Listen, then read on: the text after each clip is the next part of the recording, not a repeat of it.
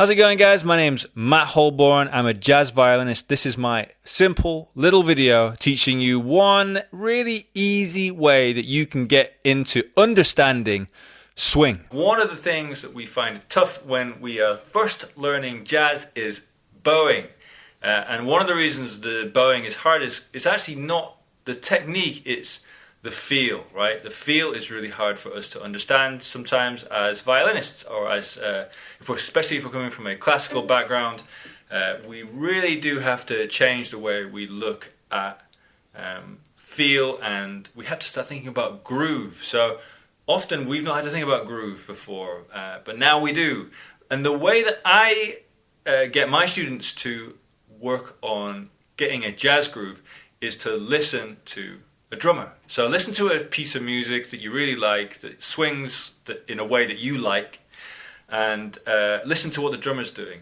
And what you're going to do is you're going to listen specifically to what the ride cymbal is doing. Now what you're going to notice is the ride cymbal is generally playing a pattern similar to the da da da da da da da da da da da da, which is a really nice example of swing. It's got some notes that are just on the beat, and then it's got all these sort of offbeat and sort of quaver lines, da da da da da da da da da da da, all put together. So we listen to what the ride cymbal's doing, and now often that ride cymbal is going to be improvising, so it's not going to be the same thing over and over again, but we're going to listen to a recording, listen to what the ride cymbal's doing, and when we've sort of spent a little bit of time listening, we're going to try and actually emulate what that ride cymbal's doing with our with our bow, sorry. Now, we're not worrying too much about, well, we're not worrying at all about what notes we're playing. We can do it with open strings, or just any sort of note that fits over the piece that we're listening to. We can use our ear to change that as it goes if we want to, but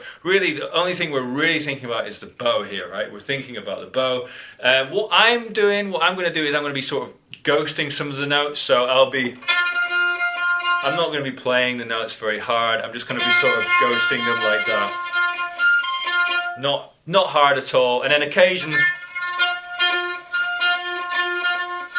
like that. So what I'm doing is I'm ghosting those notes and occasionally sort of emphasizing some of the notes by not ghosting them, and that gives us these little offbeat grooves, right? And we're going to listen to what the drummer's doing and sort of do that along with that drummer. In this instance, we're going to listen to Keith Jarrett. I think he's playing Stella by Starlight, and his drummer Jack DeJohnette, he's amazing, and he has a great ride cymbal. His ride cymbal playing is very sort of improvised, but it really does swing as well. So let's listen to it and have a little go at playing along with it.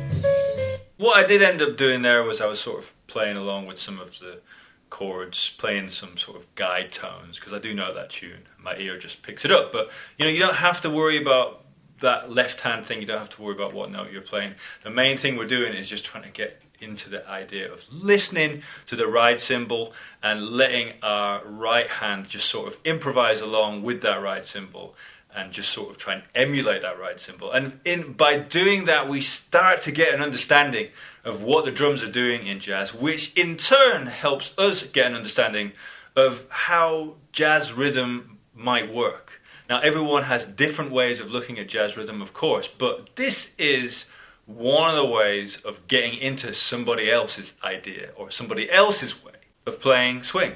Hopefully that helped you guys. Please like, share, and subscribe and all that stuff. See you later. Bye!